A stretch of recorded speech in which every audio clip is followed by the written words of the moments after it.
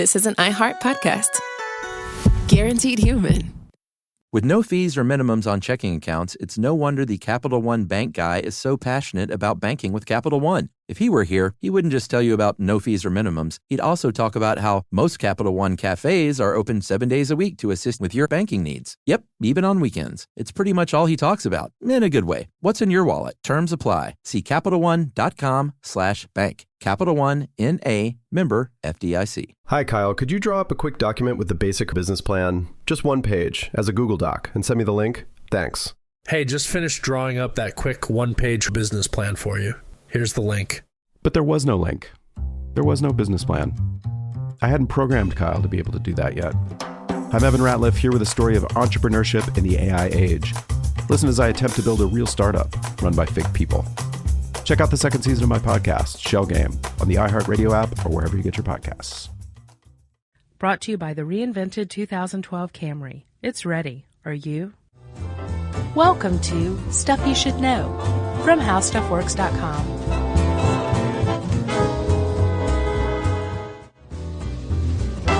Hey, and welcome to the podcast. I'm Josh Clark. There's Charles W. Chuck Bryant. Hello. And this is Stuff You Should Know. Yes. Right? Indeed. So, Chuck, how you doing? I'm good and well. Yourself?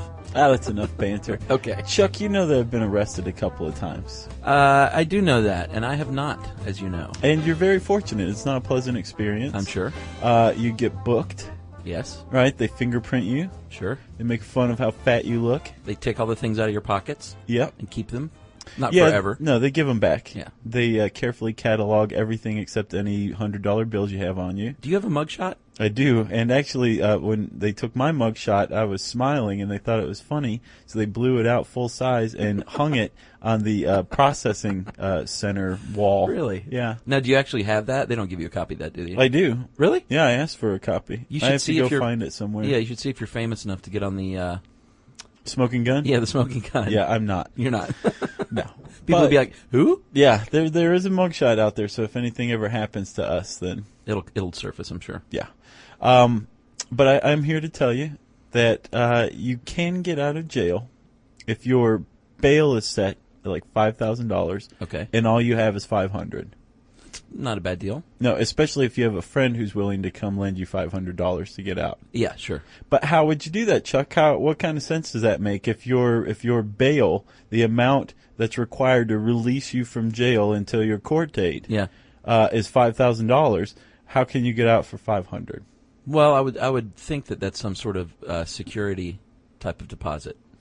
Kind of, yeah. Or maybe you a could surety deposit? Yeah, maybe. Are we talking about bail? We're talking about bond, buddy. Okay. Yeah. I just wanted to officially introduce the Bail Show. Yeah. We're doing a two-parter here, right? Yes, this was brought to our attention by listener Steve, who saw a little NPR thing on bail, and Josh happened to hear the same one, right? Yeah. And found it very interesting, right? Yeah, it was a three-part series on NPR from Laura Sullivan, who really got to the heart of the matter and kind of exposed a pretty serious racket that's going on here in the United States that unfairly burdens the poor. Well, we'll get to that, but we want to cover bail first, and then part 2 of the series will be bounty hunters. Right. So when we don't talk about that dog jerk in this podcast, don't send us an email. Wait 2 days. Yeah. And you'll hear all about him. Yeah. Okay. So, like I said, Chuck, bail is basically money that you exchange to the court in return for your freedom after you're arrested, right? Yeah. How'd this all start? Well, frankly, it started a long time ago, Chuck. It started in the 13th century, I believe the UK. Okay, I was about to say we weren't around back then. No, we weren't. But it started in the UK in the 13th century where a surety is somebody who assures your bond, your bail, right? Was actually a person rather than money. Well, it used to be a person. Is that what you're saying? Yeah. And they would actually hang in your place if you skip bail. Yeah. Wow. So, I mean, somebody really had to love you to stand in as your surety, your bail. I bet that didn't happen a lot back then. No, I wouldn't think so. That would be my guess. Yeah. I mean, maybe if the person who was arrested was like a quadruple amputee. Sure. Then I'm sure you could find somebody who is a surety. But other than that, I don't know. I don't know that I would have put myself up. Right. And so then habeas corpus comes along. Yeah. In the 17th century, right? Yep. And that basically established terms for bail. And then the Bill of Rights in England there shortly thereafter talked about excessive bail and kind of set some more parameters on what you could do. Right, yeah. Habeas corpus, remember we did that podcast on that. Indeed. Kind of huge, but yeah, that created the idea of bail for money, or money as bail. And then in the United States, we adopted a lot of the English common law that had to do with bail and jailing and all that. And we came up with the Judiciary Act of, 1789? Yes, and what I found most interesting is that sucker stayed in effect and fairly unchanged till 1966. Yeah. That's a long time. It is, but I mean, it's pretty basic stuff. It's if you are arrested and you're not a threat to the community, you should be able to post bail. Yeah. Because, people like their money. Sure. And you want your money back. That's the whole point of the thing. If you're saying, here's $5,000, I'll be back for my court date because you are going to give me that $5,000 back. Right. Right? Right. So, yeah, it did remain unchanged until 1966, although it was put into the Eighth Amendment that people would be granted bail and that bail would not be excessive. And that's the same one that contains the cute little provision about no cruel or unusual punishment. Right. So 66 it changed some, and then in 1984 it changed again, and what we ended up with was some loopholes were closed that allowed dangerous people to go free. More limits were imposed on judges, and they basically made it to where non-violent criminals were the ones most apt to get bail, and if you were a violent criminal, your bail was probably pretty large or denied. Right, and originally if you were accused of a capital crime where you could get the death penalty, you couldn't have bail, and I'm pretty sure that still remains in effect. Yeah. But yeah, and there's a lot of places, especially huge metropolitan areas like, say, Los Angeles, that have bail schedules. There's just so many people coming in and out of the doors that they're like, oh, perjury? Well, then that's a $5,000 bail. They just literally look it up on their chart. Right. Follow their little finger across. Right. Until they get to kidnap with intent to rape. Right. And then what was that one actually? $1 million. Sure, and in LA. It should be pretty high. I would think so. Right. So, Chuck, let's say someone is caught kidnapping and they have some sort of malicious intent associated with it, and their bail set at $1 million. They have $1 million. Say they have an Amex Black Card. Right. Right? Good for them. They can slap that puppy down and pay what's called a cash bail. Yes, many places do. I bet that they would rack up on Sky Miles. Yeah, right. A bad criminal who gets caught a lot. Sure, with the black Amex card. But they do. Some places do accept checks and credit cards, or just good old-fashioned greenbacks. Right, but let's say that you have $1 million, or you don't. Your bail is $1 million, but you can only come up with $100,000 in cash, right? Yes. Who are you going to call? Not Ghostbusters. A bail bondsman, Josh, or a bailer. Right, it's another name. Yeah, you remember in Athens, there were like T-shirts, bail bond T-shirts, and they give you like a 10% discount if you were wearing it. I can't remember. I mean, that they were literally, it was an institution in Athens. I can't believe I can't remember that. I don't either. They had matchbooks in all the bars. Yeah, they were very famous, actually. Yeah. Did you ever have one of those? Did they help you out, or was that in Athens? It wasn't in Athens that I was arrested. No more questions. Okay. I'll let you off on this one. So, Chuck, what when you call a bail bondsman, what they're going to put up is a surety bond. Remember, we talked about a surety is somebody who says, I will cover this person's bail. Yeah, and that's basically the bail bondsman, and they are backed by an insurance company, a very special insurance company. Obviously, they don't have just a regular State Farm policy. Right. And they are now on the hook for you appearing in court, and they have to pay that huge sum of money if you don't show. Right. So they'll take a 10% premium. Sure. Well, yeah, that's why they do it. And that's on top of everything else, right? Yeah. And then they'll put up the money, or they'll say, actually, they don't put up the money. They say, I will put up the money. Like you said, I'm on the hook now. Right. But they'll also take some collateral, maybe like a title to your parents' house, or the title to your car, some jewelry, or whatever. They will also, Josh, get friends and family involved to help chip in, and so that way if they're kind of on the line, they think the person will show up for court. Right, yeah. You're kind of indebted to your parents for bailing you out and putting their house up. You don't want your poor parents to lose their house, right? Exactly. You can also do. We'll get to more on that, right? Yeah. Okay. You can also do released on citation, where the cop just basically, it's like the same. A traffic ticket is a released on citation bail. That's my favorite kind of bail. Is it? Sure. My favorite is the kind where they're like, you know what? I'm not even going to give you this ticket. Just go ahead. Just be careful, son. Yeah, exactly. Yeah, that's my favorite. There's released on recognizance. Sure. ROR. That's when you actually are booked and arrested, but the crime is probably not so severe and definitely not violent, and they'll say, we trust that you'll show up. You're not a flight risk. Right. Don't worry about paying anything. And then we talked about how your parents can give their house title as collateral to a bounty hunter. Yeah. You can actually do that in to some a bail states. bondsman. Sorry, yes. Yeah. You can do that in some states with the jail directly. Oh, really? Through a property bond. On the spot. Yeah, the court places a lien in the amount of the bail against your house or your land or whatever. And if you skip, then they can foreclose on it and actually sell it to get their money back. Wow. Yeah. So will they use, if you have, like you said, the $500, if your bail was $50,000, would you give that $500 to the bail bondsman? Is that how that works? Yeah, what they do is, let's say usually they charge 10% premium. Right. So that's just their fee, right? That's just their fee. Okay. Because it's a 10%, it's 10% usually of the bail. Right. People assume that what you're doing is you've just carved out 10%, and then you don't owe them any more. Not true. No, this is 10% on top of the bail. So if it's $50,000, the 10% will be $5,000, and that's just the money they took for saying I'll cover you. Yeah, it's basically loan interest. Exactly. Very quick and urgent loan. Right. Yeah. And it is. It's a loan. They're loaning you your freedom, basically. Sure. Chuck, dealing with bail bondsmen is the most common way to get out of jail. Yeah. People can't come up with a $5,000 bail, but they can usually come up with $500 premium. Sure. That's the whole deal, and we'll get into that later about the poor, but not very many people can afford their bail. Right. Even if they're rich fat cats, they will often set the bail. I just saw the record was last October. Did you see that? The guy's name, he was the head of the Galleon Group, and they apparently did some insider trading, Rajaratnam, and he set the record in October, $100 million bail. Wow. Bernie Madoff's was only $10 million, if that tells you anything. Wow. So he had $20 million to put down as his, I guess, deposit. Yeah. And the judge said, all right, you can hang out.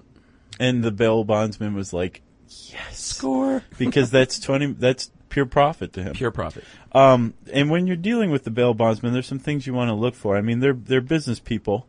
They deal with some of the seedier quarters of society, right? Yeah, but it's a real business. And the documents are very real as well. And yes. You want to at the very least, you want to be aware of what you're signing in most cases, and you definitely want to read it as well. Yeah, you can't really negotiate it. No. You're kind of stuck between a rock and a hard place. But you have to be aware of what you're signing when you sign the bail bond contract, because it is an extremely powerful and pretty much airtight contract.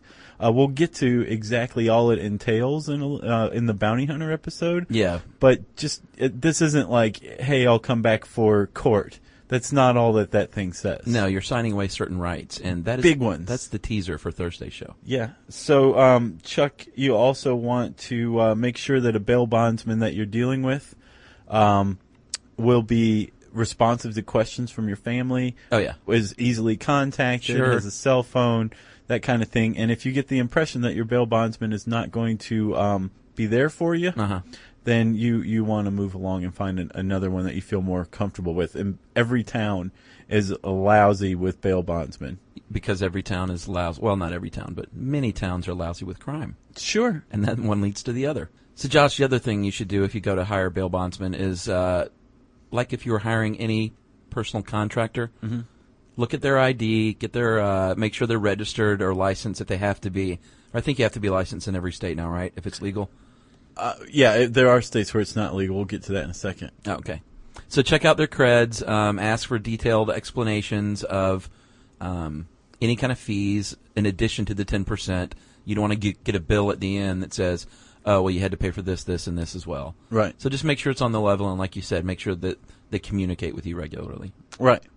And if you aren't comfortable with who you're who you're talking to. Yeah. Again, just move along unless you're in a state, one of 4 states in the union that just do not allow a commercial bail bond market whatsoever. And where's that? There, Wisconsin, Oregon, Illinois, and Kentucky all have laws on the books that outlaw commercial bail bonding. Wisconsin does it in a roundabout way, which says that no surety, remember the person that gets you out? Can be compensated for being a surety. And, well, that's how they make their money in the bail bond market. So there's that. And then, say, like Kentucky, it expressly outlaws the bail bond industry. Wow. Yeah. So in those states, you have to put up your own money or a property bond or something like that. Or I imagine they probably have higher rates of being released on your own recognizance. Yeah, maybe not. Or maybe you're just SOL if you're in Kentucky. Well, if you're poor, Chuck, you're SOL in the United States. Very true. We were talking about the NPR report by Laura Sullivan. Yeah. I got to say, I think everybody should go read this. It really exposed a racket in the U.S. between the criminal court system and bail bondsmen. Yeah, they used Broward County, Florida as a really great example because they had a situation down there where they were kind of a situation that's all over the country. Jails are full. Tax dollars are like people are paying tons of money to keep these people. $9 billion a year in the U.S. $115 a day is what it costs to jail someone, at least in Broward County. Yeah, per inmate. Yep, that's like not the worst hotel in the world. No, and there are alternatives, specifically pretrial programs. Yes, and that is when they release people with sometimes it's GPS or ankle monitoring systems. Sometimes you just have to call in or text when they're home and stay within a certain radius of their home. And it was a huge, huge success. Right, and then it dried up. All funding for it dried up except for just the tiniest amount. Right. Why? Because of bribes. Well, not bribes. We should COA here. Because bail bondsmen rallied together and hired a lobbyist. Right. And they wrote a bunch of checks to the Broward County commissioners. Yeah, the commissioners and the mayor as well, right? And actually, Chuck, the mayor of the commissioners, the head of the board of commissioners, 4 days before this vote on pretrial funding, got 15 checks totaling $5,000 from local bail bondsmen for his campaign. Gotcha. Yeah. And pretrial, it cost about $2 a day, where you said that keeping someone in jail costs $115 a day. Yeah, they were able to shut down a $20 million wing of their jail. It was that popular and successful of a program. But the problem is, because it was popular and successful, there were people who normally would have gone to a bail bondsman to get out of jail, who were just getting out through the pretrial program. So like you said, they got a lobbyist who was actually also a lobbyist for the Board of Commissioners and got the whole thing shut down, basically. There's Unbelievable. Like a few people who are still in the program, but it's not nearly what it used to be, even though it was a success. Yeah. So there's one way that bail bondsmen are manipulating the system.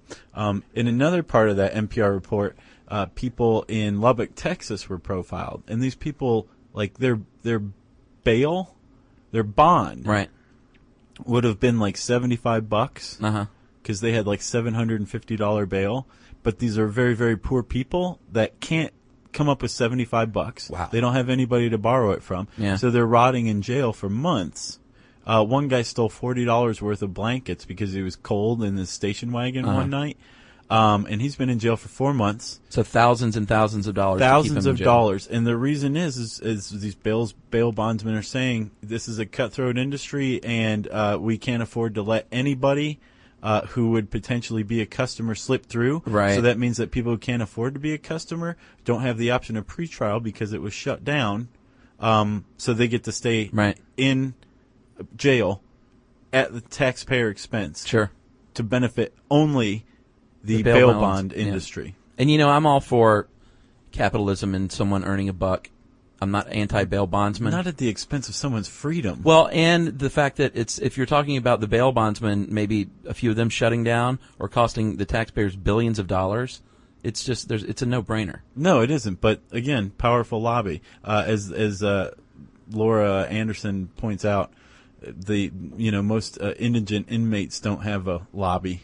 Well, yeah, and I think she said 50% of people in jail are the only reason they're in jail is because they can't afford bail. Yeah. And that's at least in Broward County. Yeah. So billions of dollars in taxpayer money, months and months of freedom for inmates, or incarceration for inmates. Sure. And the bail bond industry is thriving, right? Yep. There's another way that they are thriving, actually, Chuck. They don't pay up when people run. What? Yeah. What do you mean? So as part of a kind of a punishment in most states, Uh-huh. if you're a bail bondsman and somebody skips, Yeah. you're supposed to automatically pay that, say, $5,000. Sure. They don't. Well, in I most thought cases, that's when what they was do all pay, there for. No. no. So they keep the premium, Uh-huh. a 10% premium, Yeah.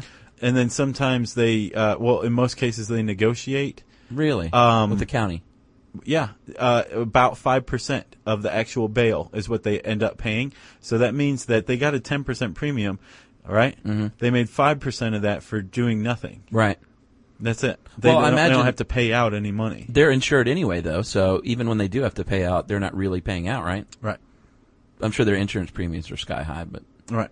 I'm sure we're going to hear from a bail bondsman. Right. I would like to, actually. Well, Chuck, let's go on to the next episode 2 days from now. Well, I have a quick question. Okay. Because my favorite all-time movie, comedy, is Midnight Run. Really? Oh, yeah. Robert De Niro and Charles Grodin. Sure. And is probably the best bounty hunter movie ever made. In that movie, the bounty hunter, Joey Pants, the bail bondsman hired 2 bounty hunters to cover the same case, and that's where a lot of the comedy comes from. Right. The great John Ashton, opposite De Niro. Is that true? Can that happen? It depends, yeah. Really? Sure, you can have freelance bounty hunters running your cases. Well, I thought it said in the article that they try to keep ethical boundaries set because it's no good. Right, but you can, Okay. depending. Caused a lot of problems in the movie. Have you ever seen Dead Man? Oh, yeah. Caused a lot of problems in that movie, too. Yeah, good point. Yeah. Specifically one smushed head. Yes. God, I love that movie. I do, too. Do you know, it took me probably 5 or 6 times of seeing it before I realized it's actually a dark comedy. There's some funny parts for sure. No, watch it like that. Like the whole thing is a dark comedy Right. from beginning to end. It's Great nuts. soundtrack, too, by the way. Yeah. I have that, the great Neil Young. I'm not a big Neil Young fan, but I even like that soundtrack. Well, because he doesn't sing. So here we go. Yeah. Okay, well, Chuck, that's it for bail right now, right? Yeah. It'll come up here or there when we talk about bounty hunters in 2 days. But in the meantime, what? Is it time for listener mail? It is, Josh. Josh, I'm going to call this blood transfusion from Jehovah's Witness. Oh, yeah. Actually, it's not from a Jehovah's Witness, but it's a good story. This is from Mito, and Mito is Portuguese. Yes. It says it's from Portugal. Cool. Hello, guys. I heard your podcast about organ donation, and you mentioned Jehovah's Witnesses not being big on blood transfusion. I have a little scoop on that. My father is a doctor in Brazil, and many years ago, he came home all shaken up. When he told us his story, he revealed that he came upon an accident where a small kid came into his operating room, managed to stabilize the kid, and all he needed was a blood transfusion, and he would go home in a few days. And I know you know where this is headed. The kid's family was Jehovah's Witness. Mm-hmm. They argued with the father for hours and basically said very clearly we would rather him die than get a blood transfusion. So, like any good doctor, or I don't know if that's true or not, but like this doctor did, he basically went against their wishes and gave the kid a transfusion without the parents knowing it. Wow. Exactly. The parents got really mad and were ready to take his medical license, but the kid awoke by that time smiling. Seeing this, the parents started crying, thanked my father for saving his life. More than 10 years later, they still receive Christmas gifts. My dad does from them every year. Wow.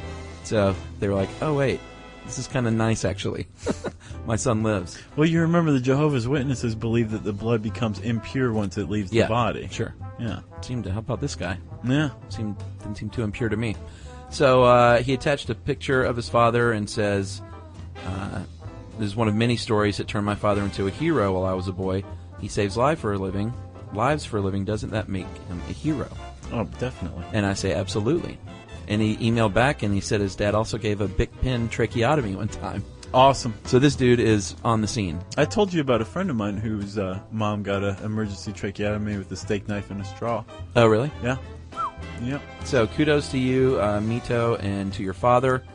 And he also sent a picture of his little nephew, Lucas, who he just welcomed into the world. I saw it. And whom his father delivered. Nice. So he does a little bit of everything. Yeah, he sounds like a pretty good guy. And a hero indeed. Well, if you have a great hero story, Chuck and I want to hear it, right? Yes. Just don't make it up. Please don't. You can put it in an email and send it to stuffpodcast@howstuffworks.com. For more on this and thousands of other topics, visit howstuffworks.com. Want more How Stuff Works? Check out our blogs on the howstuffworks.com homepage. Brought to you by the reinvented 2012 Camry. It's ready. Are you? At CVS, it matters that we're not just in your community, but that we're part of it. It matters that we're here for you when you need us, day or night. And we want everyone to feel welcomed and rewarded. It matters that CVS is here to fill your prescriptions and here to fill your craving for a tasty and, healthy snack. At CVS, we're proud to serve your community because we believe where you get your medicine matters. So visit us at cvs.com or just come by our store. We can't wait to meet you. Store hours vary by location. Hi, Kyle. Could you draw up a quick document with the basic business plan, just one page, as a Google Doc, and send me the link? Thanks. Hey, just finished drawing up that quick one-page business plan for you. Here's the link. But there was no link. There was no business plan. I hadn't programmed Kyle to be able to do that yet. I'm Evan Ratliff, here with a story of entrepreneurship in the AI age. Listen as I attempt to build a real startup run by fake people. Check out the second season of my podcast, Shell Game, on the iHeartRadio app or wherever you get your podcasts. This is an iHeart podcast. Guaranteed human.